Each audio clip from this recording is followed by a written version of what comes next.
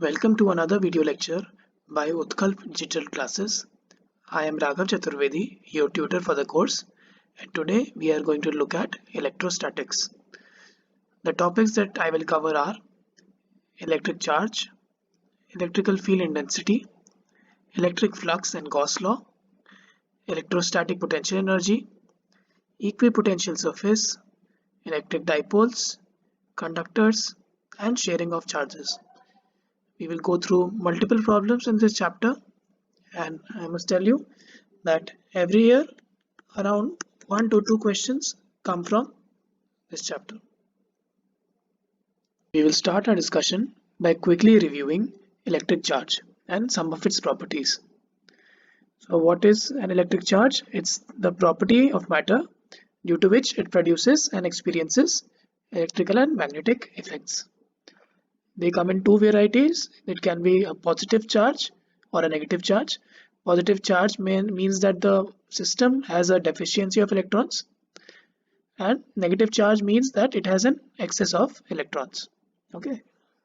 The SI unit of charge is coulomb, and you can also write it in terms of stat coulomb.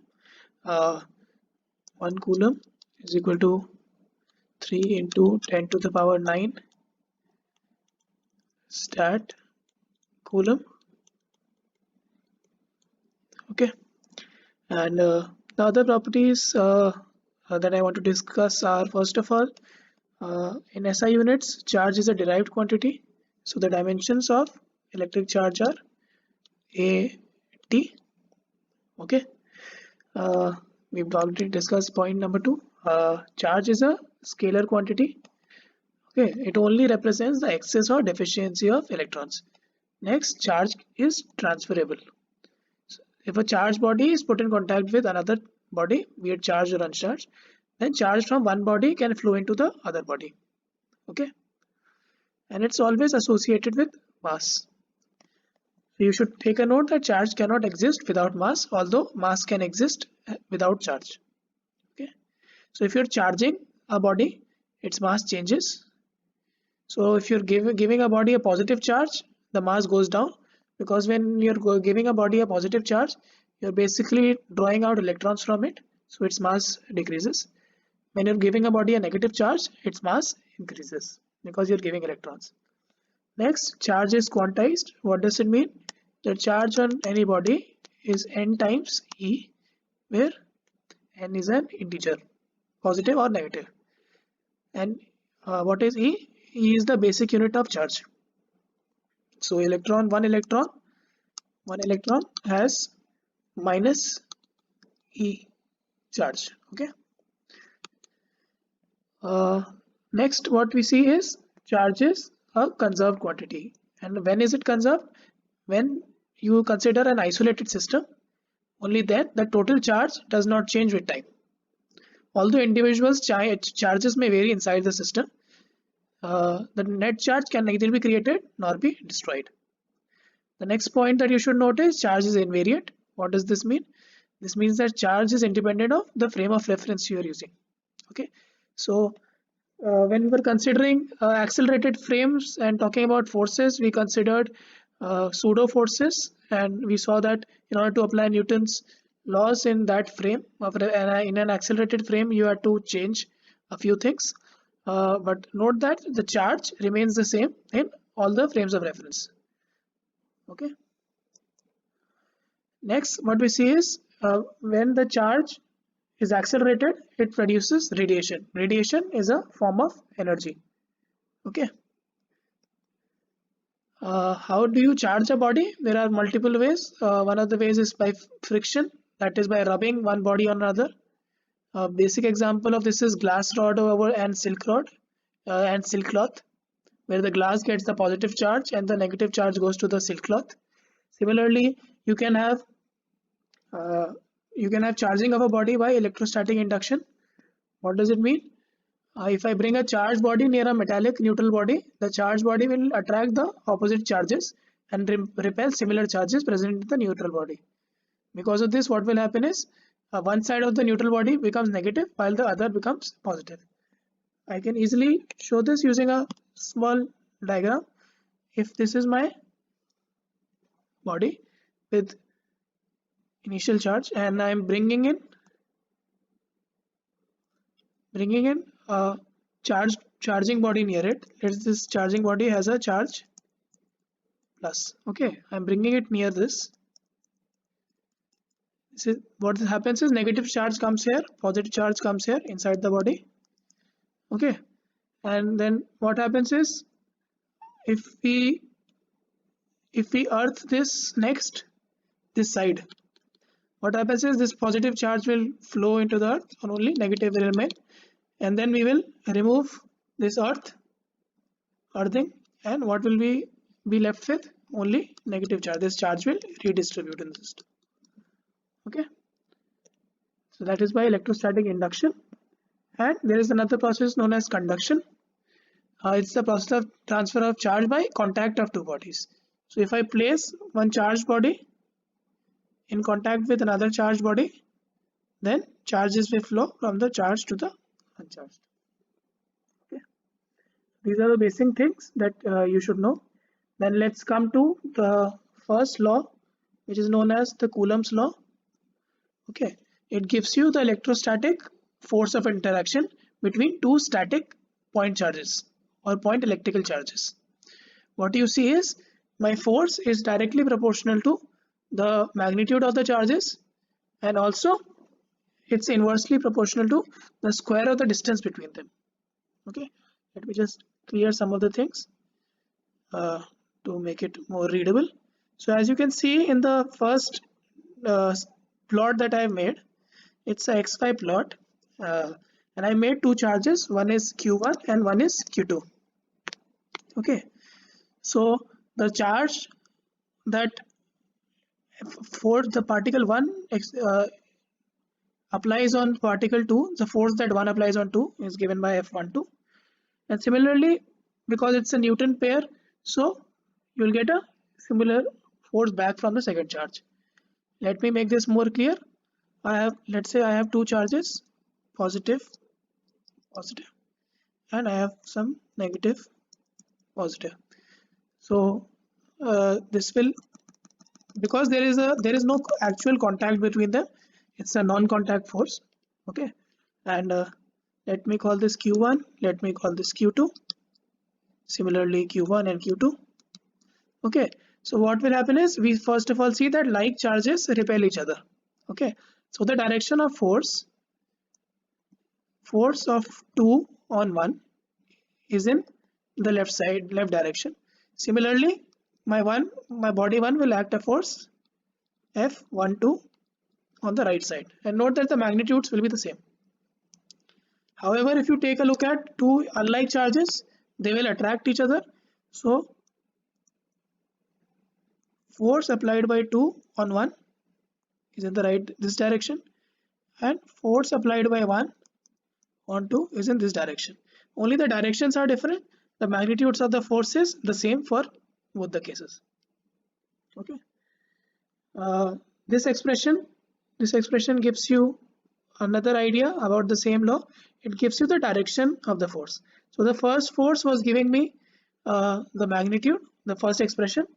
Now I can easily write the direction as well. So as you can see, the direction of the force is the direction between the two particles. Okay, so the force is acting between the two particles, and it's acting in a direction from 1 to 2, or from 2 to 1 if you're considering F21. Okay, so as you can see in this diagram, I have two position vectors, R1 and R2, and the forces that are acting between charges Q1 and Q2 are along the line joining the two. Okay, so this force is always along the line joining the two charges. Okay, next you should look at the third principle, which is the principle of superposition. What does this principle say? It says that force on a charged particle due to a number of point charges is the resultant of forces due to individual point charges. Okay, so if I have a point charge, let's say plus I have some point charge Q, and my system has many charges. Okay, so the net force acting on this charge is equal to the sum of the forces that will be applied by each charge. Okay, so sum of the forces applied by each charge. Know that these all are vectors, so all these will be vector quantities. Let me give you a very small example to explain this. You can consider a charge kept here, and you can have four other charges. Let's say I'll call them this as charge Q, and all the other charges as Q1, Q2, Q3, and Q1, Q2, Q3, and Q4. So let's make the direction of the forces that each apply. Now the forces will be on the line, along the line joining the two charges. So my fourth charge will apply a force in this direction, okay, or the opposite direction. I am just assuming all are positive charges. If all are positive, the directions are like this. The point charge 3 will apply a force in this direction. Point charge 2 will apply a force in this direction, whereas point charge 1 will apply a force in this direction. Okay, so the magnitudes will be given by this relation, and you can easily find the direction using this. Okay, another usual form of writing this same equation is F is equal to K Q1 Q2 by R square, where R is the distance between this distance, into R cap, where this R cap is nothing but R1 minus R2 divided by mod R1 minus R2. Okay, from vector analysis this should be quite clear. The same thing in vector form is given here. I have my force F, which can be written as KQ by summation of all the QI's divided by RA square. Okay, and now what is basically the K that I am representing here? The K here is the general notation, which actually means, which is equal to 1 by 4 pi epsilon naught. Okay, I will explain these things later, and this is actually a value which is 9 into 10 raised to the power 9 Newton meter square per Coulomb square. Okay, so this should be extremely clear when you are trying to write the Coulomb's law. And the next thing that I'll introduce is the dielectric constant K.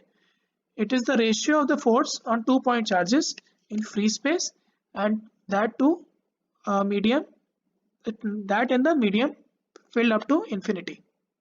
Okay, so this is a very important concept. What does this mean? It means that my force in, let's say, free space is given by 1 by 4 pi epsilon naught Q1 Q2 divided by R square, right? And I have F prime is equal to, in another medium, 1 by 4 pi epsilon. Here it's for epsilon naught because of vacuum. Here it's epsilon Q1 Q2 by R square. So the ratio of these two, F divided by F prime, nothing but epsilon divided by epsilon naught, is given by my K. Okay, note that this K is not equal to the general shorthand notation that we were using for 1 by 4 pi epsilon naught. Whenever you see a K in the actual questions, it would probably be referring to the dielectric constant. Let's look at a quick problem. 5-point charges, each of value plus q, are placed on 5 vertices of a regular hexagon of side Lm, L meters. What is the magnitude of the force on a point charge of value minus q placed at the center of the hexagon? So let's first just try to draw this hexagon. So you have a regular hexagon in front of you. Okay, I'll just mark all the points. Let me call this D. This point as D, C, B, A, F and E. Okay, and this be the center. And how do you approach problems like these? Note that you should remember what the superposition principle is when you're talking about forces of this sort. So what you argue is, if there had been a sixth charge plus Q at the remaining vertex of the hexagon, so because of the force of all these six charges, the force at the center on the minus Q charge would have been 0. Okay. Now, if F, let F be the force due to the sixth charge and F be the force due to remaining 5 charges. Okay. So F is due to sixth charge. Here a minus Q charge has to be put. Okay. And F is due to remaining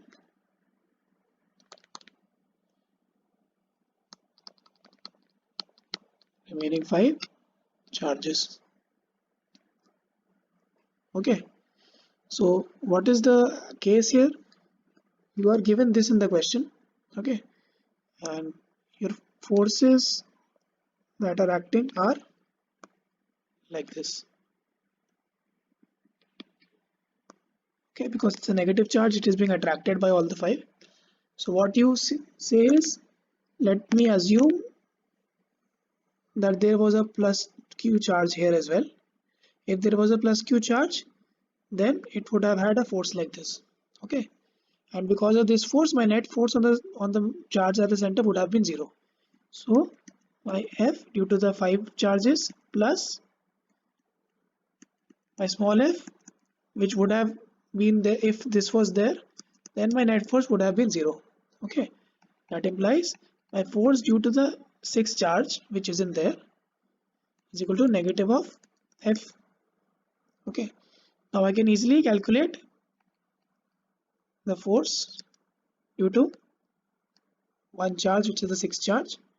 Okay, so this force is nothing but 1 by 4 pi epsilon naught Q into Q divided by L square. Okay, which is nothing but, look, 1 Q, well, there is one minus Q here because there is a charge of minus Q at the center. Okay, so this turns out to be minus Q square by 4 pi epsilon naught L square. Now it's given that my net force due to 5 charges is equal to minus F. That implies my net force due to 5 charges on the particle minus Q at the center is nothing but Q square by 4 pi epsilon naught L square. So this is not the only example that people have given in the papers before. They have given circles as well, where they've placed particles at the quadrants and they've asked the same question. Sorry, I'll draw this again.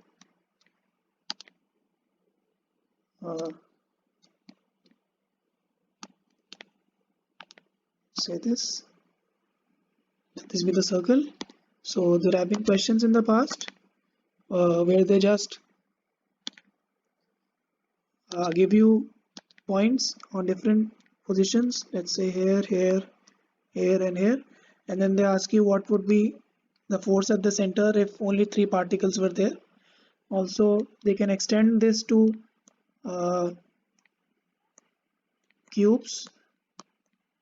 Okay, and then they can ask you that there are charges at all the corners except one corner, let's say this corner, and then they ask you what is the force at the center. So you should remember is to calculate the force at the center, you use the superposition principle. For example, here let that point be the 8th point. Okay, how many vertices are there? There are 1 2 3 4 5 6 7 8. There are 8 vertices in total. So the force at the center due to 7 points is the negative of the force due to the 8th point. So you just calculate the force due to the 8th point and you take the negative of this. Here also you start the similar procedure. Okay. Next we look at electrical field intensity. The basic idea is the region surrounding a charge in which its electrical effects are perceptible is called the electrical field of the given charge. Similarly, to elucidate that point, we bring in the concept of the electrical field intensity, which is defined as the force on a unit test charge. Okay, so it's force per unit charge, and you should take a note of this. What does this mean? If I have some system, I want to find what would be the force at this point P if I bring in a test charge here, or any charge system, if I place a charge here. So that can be easily found out if I first find just what is the electrical field in the region, or what is the electrical field at point P. If I have the electrical field at point P, then I can know that I can multiply my electrical field intensity with whatever charge I am placing there to get the force on that charge. Okay. The important points that you should notice it has the same direction as the force. Okay.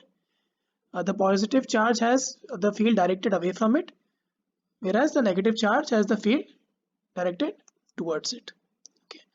And you should also note that just like force, this also obeys the superposition principle. Next, there is a concept of electrical lines of force that are associated with these. So I have shown the lines in these three diagrams. What you can see from these lines are, first of all, these lines are imaginary. You can't really see them. They do not cross each other, and they can never be closed loops. As you can see, these start from positive charge, they end at a negative charge. Okay. Also, the tangent to the line of force at any point in these electrical fields gives the direction of the intensity. Okay. And also what you should notice, lines of force ends or start normally at the surface of a conductor. So if you have a conductor here where it's an infinite metal plate here, you see that the electrical field lines are coming perpendicular to the surface of the conductor. Okay. Similarly, you can see that these are straight lines when you consider a thing such as a capacitor, and there are some edge effects as well. Okay. What the last thing that you should remember is the property of electrical lines of force exert lateral pressure on each of the other leads to explain repulsion between like charges. Okay. Next, we just talk about what is electrical flux. So electrical flux, before explaining what flux means, let me just give you the formula for electrical flux, which is denoted by phi E, flux due to the electrical field E. It's basically the integral of E and its dot product with an area element. Okay, so flux of a vector field to be a measure is the measure of the flow through an imaginary fixed element or of the surface in the field. Okay, for example, if I have a surface of a sphere, or I have a surface of a cube, let's say. Okay, or this surface, for example, for any surface, the electrical flux is the electrical field dotted with the areal vector. So if I have a sphere, if this is the element, then the normal is acting in outward or inward direction. We generally take the outward direction of the area element as positive, the inward direction as negative. Similarly, I can have a structure like this, and this is the surface, some surface element of it, and area element is acting outwards. Okay. What you should remember about electric flux is it's a scalar quantity, and its dimensions are ml3 t minus 3 a minus 1. Okay. So this brings us to the second important law from this chapter, which is the Gauss's law. The Gauss's law says that the total flux linked with this closed surface. See that here I did not mention any closed surface, but in the Gauss law I am mentioning a closed surface. So the total flux linked with a closed surface is 1 by epsilon naught times the charge enclosed by the surface. Okay. So if I have a sphere and there is a charge, let's say plus q inside it, then the total flux, the electrical total flux coming out of the sphere is equal to this charge by epsilon naught. So if the charge, nothing is there inside, the flux is 0. Okay. Regarding the Gauss law, you should note just some simple points. The flux through a Gaussian surface is independent of its shape. Okay. And also the flux through the Gaussian surface depends only on the charge present inside the Gaussian surface. So all these surfaces that I'm making, you can call these as Gaussian surfaces around some charges, and the net electrical flux through them is nothing but the charge enclosed divided by epsilon naught. Okay. Also you should remember one thing, in a Gaussian surface, if phi is equal to 0, that does not mean that E is equal to 0. But if E is equal to 0, that definitely implies phi is equal to 0. Okay, this you should keep in mind when attempting the questions in the paper. Okay, also if you should know that if a closed body which has no charge inside it is placed in an electric field, the total flux linked with it will again be 0. For example, if I just place this sphere in some electric field, okay, like this, I'll just make these properly. The electrical flux here is again 0 because the number of lines entering is equal to the number of lines exiting. Okay, so you should always keep this in mind. Be it any surface, if the surface is even of this shape, okay, or this is a, okay, the charge, you can have a charge enclosed here, and the flux will again be q by epsilon naught. So you should only focus on the charge that is in question. Okay, one more thing that you should notice in case of a closed symmetrical body with charge at its center, the flux linked with each half will be half times phi. I'll explain this. If I have a sphere and there is a charge kept at the center, then the flux through the upper half sphere, hemisphere, is equal to the normal flux divided by 2. Similarly, the one from the lower half plane is also phi by 2. Similarly, for other objects, for example, if I try to draw a cube here and the charge is there at the center of the cube, if the charge is here at the center, then what do we have? The net flux through each of the surfaces. There are 6 surfaces in total. Okay, for each of the surface, the net flux is q by n epsilon naught, where n is the number of surfaces. So for 6 surfaces, I have q by 6 epsilon naught from each surface. Next, we will look at electrostatic potential energy. You should take a note that potential energy of a system of particles is only defined for conservative fields. And we know that electric field is a conservative field.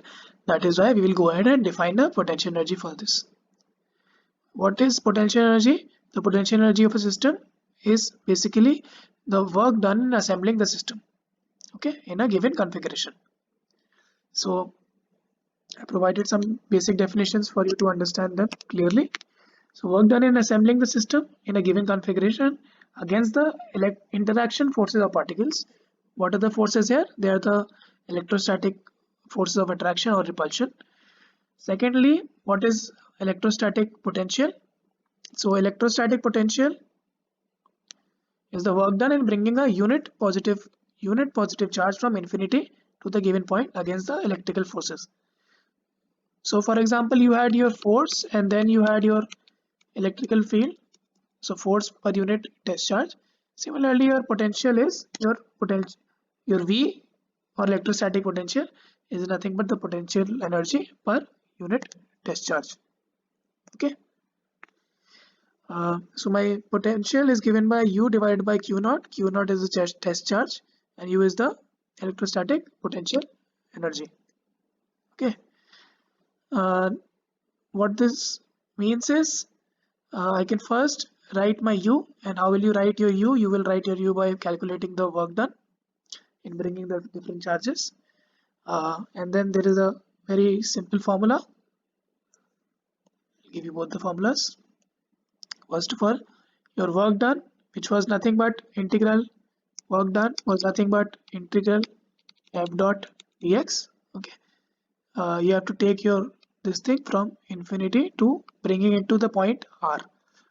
Okay, what this means is if there is a system of say some point charges and you want to bring another point charge close to this place where let's say this distance is r. Okay, or this is a block of many charges, let's say plus q is the total charge, and you want to bring another charge to this position. So for doing that you have to do work against the force that is being applied by this charge, and you bring it from infinity to 0. You assume that at infinity the work done is 0, and you at infinity the energy is 0, and you just bring it to the point r. Okay, 0 is chosen at infinity. This is a simple thing that you can do it for different kinds of systems. And what you will find is for a system of 2 point charge, like system of 2 charged particles, you can easily write U is equal to minus k q1 q2 divided by r. How does this come into place? Well, you know that force F is equal to k q1 q2 by x square. When you take the integral of k q1 q2 divided by x square from infinity to r dx. Okay, you get your work done to be k q1 q2 by r. Okay, and the negative sign is because it's a conservative force. Okay, so I have a simple formula. First of all, work done is equal to q times the change in your electrostatic potential between 2 points. Okay, so is the work done in going from a point A to a point B. Next, you have that your change in electrostatic potential is nothing but the integral of E dot dx. Okay, you can even write this same equation as your electric field is nothing but minus dV by dr. Okay, so these two things you should definitely remember. Okay, this is a basic definition, but these two are asked in the exams as a formula, so you should definitely keep this in mind. The next thing that you should keep in mind is for a system of charged particles, you need to write the potential energy pairwise. What this means is, if I have one charged particle here, let's say my system is only consisting of one charged particle, so I'll call this 1. Now I have to bring another charged particle to some position this. So I have to do force again, work against only one particle. So I have to do, let's say this is my u1, u1 2. Let's say I call it u1 2.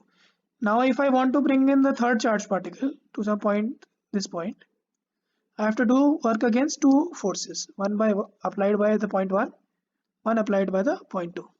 Similarly, to assemble the system, I will be bringing in more and more particles, and each time a new particle comes, it has to do work against the existing particles. So you should always keep this in mind.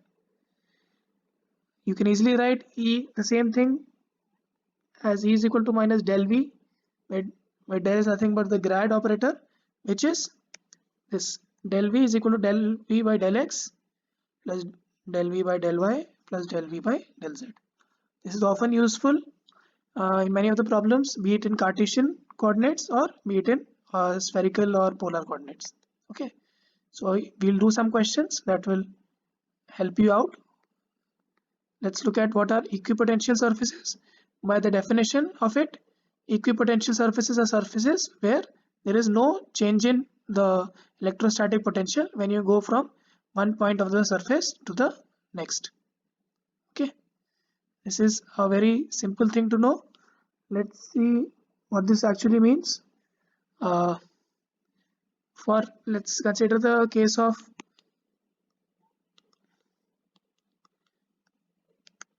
uniform electrical fields. Okay, so what is the idea behind an equipotential surface? An equipotential surface is a locus of all points having the same potential. You should note that these surfaces can never cross each other, otherwise potential at a point will have two values, which is absurd. Okay. Also you should note that they are always perpendicular to the direction of the electrical field. So for a uniform field that I have shown you, what you will have is they will be planes like this. Okay, and they are always perpendicular to the field direction. Also you should note this, for the uniform case these surfaces are parallel planes. So for this V is equal to V1 for this plate, is equal to V2 for this plate. And you should also note that if a charge is moved from one point to the other point over an equipotential surface, then work done is 0. So for any two particles here, the work done in going from here to here is basically 0. Similarly, you can be asked in the paper, how do the equipotential surfaces look like? So you just have to remember that they are perpendicular to the electrical field. So for a point charge, my electrical fields, let's say they were uh, in this direction. This is my point charge, positive charge. Electrical field was this, like this. So if I draw perpendiculars to every field direction, I'll get equipotential surfaces like this. Okay. Similarly, for a cylinder as well, you can have the same distribution, or for a line distribution, for a line distribution, if this is the line in distribution, then again this is in 3D and it has electrical fields like this. So this will basically be a cylinder of sorts. Okay, this will be a cylinder. Next we briefly take a look at electrical dipoles. So electrical dipoles are nothing but a system of two equal and opposite charges separated by a certain distance. Okay, as I've shown you here. And each electrical dipole will have a characteristic property which I will call as dipole moment. How is it defined? It is defined as the product of the magnitude of either of the charges and the separation between the two charges. Okay, its direction is from the negative charge to the positive charge. Now, what are things you should remember from an electrical dipole? First of all, what happens to an electrical dipole when it's placed in an electrical field? If the electrical field is uniform, you get that the net force on the dipole is 0. What about the net torque that is acting on the system? I can easily show this here. Let's say this is a negative charge, this is a positive charge. Okay, and you are keeping it in a uniform electrical field, let's say E. Okay, so what happens is this charge gets a force QE, this charge gets a force minus QE. Okay, and let's say this is the line joining the two charges. They're not actually joined together, they're just kept at that place. You see that the net force is going to 0 because in the x direction, summation of forces in the x direction is equal to 0. However, if you just find the torques, torque is nothing but r cross F. Okay, so the torque is in this equation given by a finite value, which is your P cross E, because this is trying to rotate it in this direction and this is trying to rotate it in this direction. Okay, and they're both trying to align it. They're both trying to align it with the field. They want this to happen. Okay, so this is what you should remember from here. Torque in a uniform electrical field is nothing but the cross product of the dipole moment. What is the direction of the dipole moment here? It's again from negative to positive. So I can have my dipole moment charges, dipole moment direction as this. Okay. What about work done in rotating a rotation of a dipole in an electrical field? You know that work is equal to torque d theta. Okay, or dw is basically this. So if I just integrate it over the values of theta going from theta 1 to theta 2, what I see is this turns out to be P cos theta 1 minus cos theta 2, where theta 1 is the initial angle and theta 2 is the final angle. Let's say this is theta. Okay. Similarly, if you want to just find the electrostatic potential energy, what you do is it's quite simple. It's W from 1 to 2 is the negative of the work done, because this is a conservative force, is your electrostatic potential energy, which is nothing but P into cos theta 1 minus cos theta 2. Okay. What you can easily see from these is sometimes you can write this as P dot E minus P dot E. Sometimes people write U is equal to minus P dot E. Okay. Next, let's look at what happens in a non-uniform electrical field, or let's talk about the force on the dipole. So this is the same thing. You have a negative charge here, you have a positive charge here, your dipole moment is in this direction. Okay, this direction, and you have a non-uniform field E. Now in this field, what happens is your force is nothing but your du by dr, force is not equal to 0. Okay, and your net torque is, I'll just write it again, your net torque is having the same value, which is P cross E, and your electrostatic potential energy is minus P dot E. Okay, this should be kept in mind that these two are vector quantities. Okay, the torque expression is the same.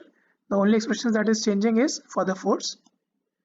For the force, you can easily also write this as minus P into dE by dx.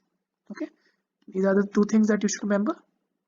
That sometimes they will give you electrical field in terms of position. Also, you might be given the potential energy in terms of position, and then you are asked what is the force acting on the system. Okay. Similarly, we go for electrostatic pressure. So the electrostatic pressure that is associated with a dipole is given by my dF by ds. ds is my area element that is there. So for the surface, I can easily write this as sigma square by 2 epsilon naught. Let's quickly review some of the essential formulas from electrostatic. First of all, let's look at the case of point charge. So the electrical field for a point charge is nothing but kq by mod of r square into r cap. Okay, so this is the electrical field. It's in the direction of r cap, and r cap is the difference between the position vectors of the two points that we are taking into consideration. We can even write this as kq into the vector r divided by r cube. R is basically, if there are 2 points 1 and 2, r is in the direction joining 1 and 2. Okay, and if these position vectors are r1 and r2, then r is nothing but r2 minus r1. Okay, this much should be clear by now. The potential is electrostatic potential is given by kq by r. Okay, next we see that for a system of charges, the electrical field intensity at a point P, let's say here, due to the system of charges q1, q2 and all, and the summations of the individual electrical fields. Okay, graphs are extremely important from this chapter, because many times they just present you with graphs and then they ask you what is the electrical field or voltage, the potential diagram for different kinds of combinations. So for the point charge, you see that your electrical field is inversely proportional to inversely proportional to r square, and your V is directly proportional to inversely proportional to r. That you can see from this diagram. Okay, let's go to the next one, which is when you talk about continuous distributions of charge. Okay, so if in the question you are supposed to use a derivation to find the electrical field, then what you do is, for a continuous distribution of charge, you for example, if this is the rod, then you take a length element as dx, this has a charge dq. Okay, and then you find the electrical field at a point due to this length element, and then you integrate over all such length elements. You integrate over dx from some length, maybe minus L to plus L. Okay, this is the standard form of using uh, integrals of this sort. So we can have it as a small element for linear charge distributions. There is generally in the questions lambda, which is charge per unit length, given to you. Okay, so your electrical due to linear charge distribution formula takes this form. Okay, similarly due to surface charge distributions, you have the form of this, where sigma is your charge per unit area. Okay, so basically what you should remember is, in your dq, your charge element is nothing but lambda into dl is equal to sigma into ds is equal to rho into dv, where rho is the charge per unit volume. The standard procedure is the same. You find the electrical field at a point due to some elemental charge dl. Okay, and then you integrate it using this formula. Let's go and look at the next one, which is infinitely long linear charge. So for an infinitely long linear charge, you have that your electrical field E is nothing but lambda by 2 pi epsilon naught into r, and again it's in the direction of r cap. Okay, this is r cap here. Okay, you can write this as this by r square as well. Now what is r here? R is nothing but your distance of a point, let's say P, from the axis of the infinitely long thin charge. This is my point P, then this distance from it is your R. Okay, it's always the perpendicular distance that you are taking, because if this is a line charge, then this distance will be taken, okay, as R. Next, what you know is we can only define the change in potentials. So my change in potential VB minus VA is nothing but 2k times lambda, where lambda is what? Lambda is your charge per unit length. So 2k lambda into log of RB by RA, where RB and RA are two distances. Okay. This is an extreme case. Generally, this is asked in the paper. For the more general case, if you have a finite rod and you need to calculate the electrical field at a point P and the length of the rod is L, then you can first of all just mark two angles from the two extremes of the rod. Mark one as theta1, mark the other one as theta2, and this is basically your R vector, which should be perpendicular to the rod. Okay, or the minimum distance between the point P and the rod. Then your E in your y direction is given by kq by lr into sine theta 1 minus sine theta 2, and E in your x direction is given as kq by lr cos theta 2 minus cos theta 1. Note that your E's will be like this, and like there will be two components, Ey and Ex. Okay, so these should be kept in mind. When you take an infinitely long charge, this reduces to the formula that I have described here. Okay, this is a very simple formula. Let's go and look at the next one, which is infinite non-conducting thin sheet. Okay, so what is this? If you have a thin sheet, okay, then the electrical field due to this at some point, let's say P.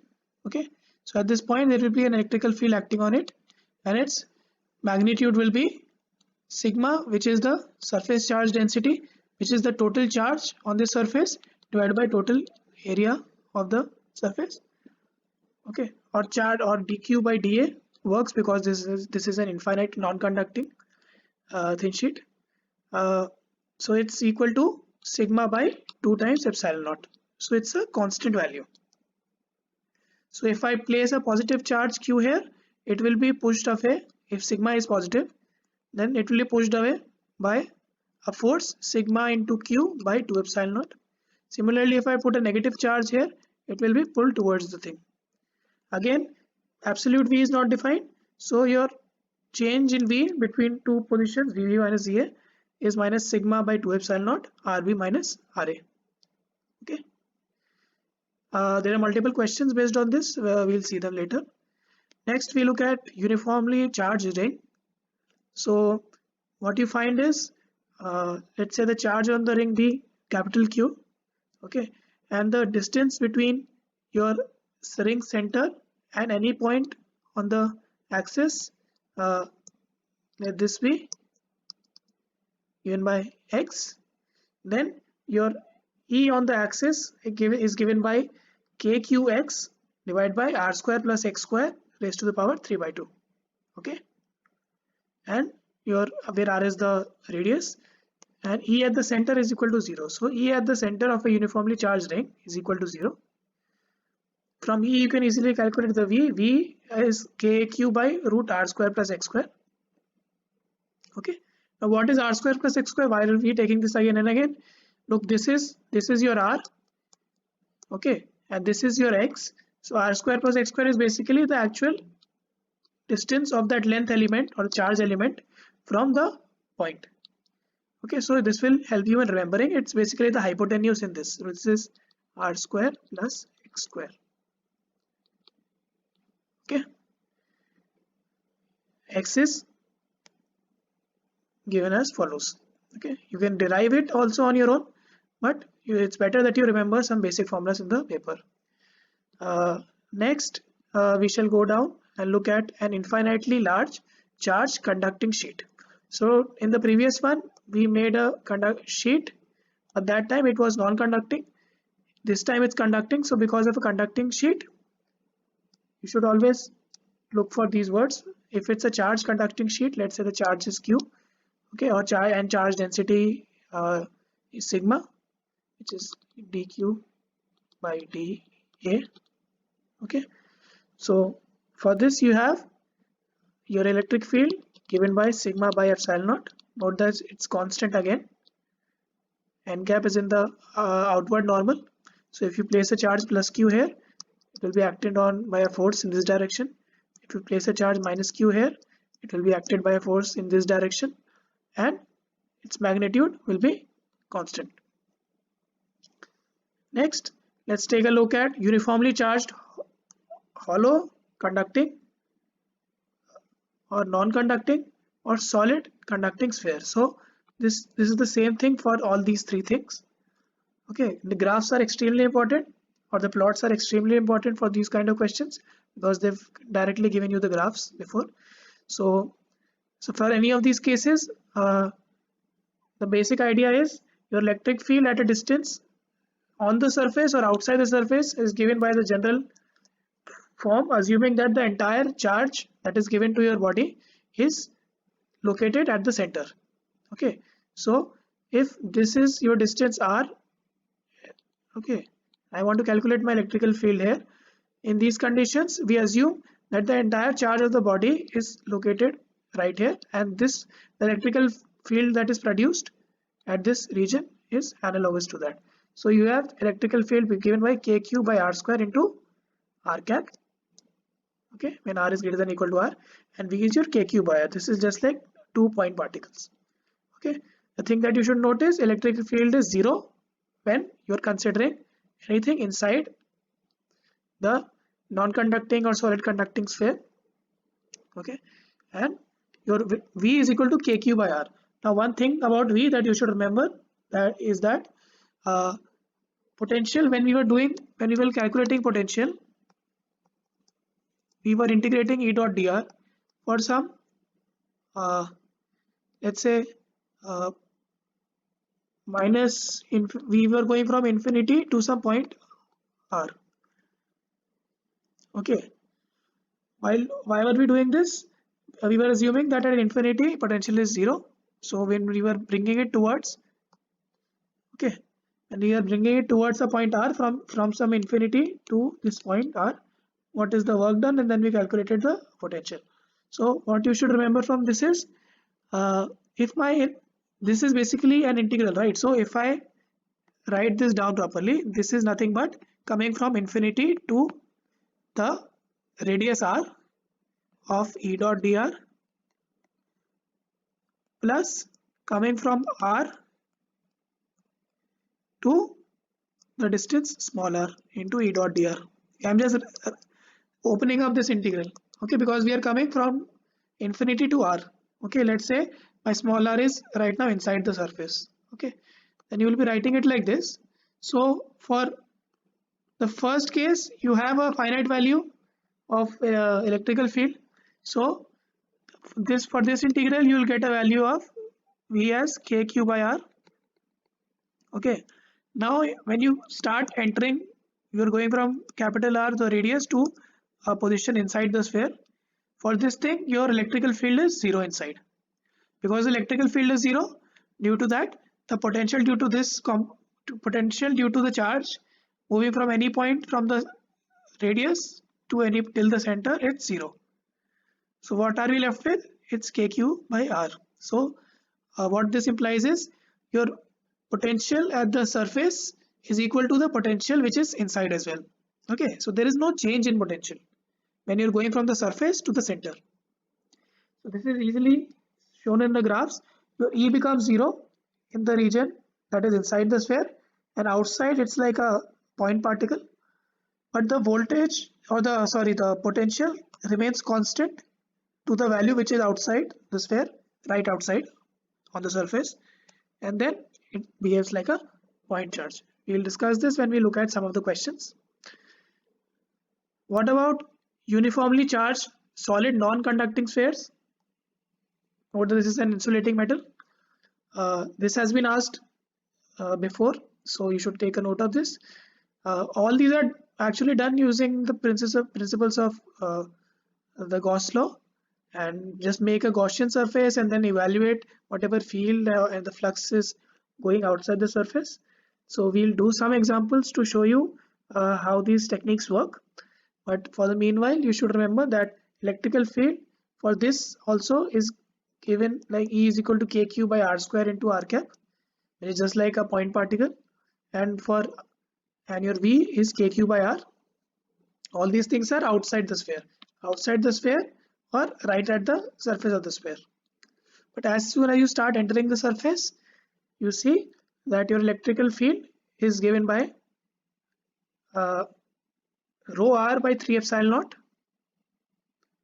Okay, electrical field is given by rho into r by 3 epsilon naught, where rho is your volume charge density. Okay, so what do you see here? Your electrical field is proportional to your radius r. So when you will be making a E versus R diagram, this will be the case. Okay, for till the point your R comes. Okay, and after R you already know that it behaves like this, so it will go down. Okay, I have not made this graph, but this graph has also come in the paper before. Okay, so you should remember this quantity.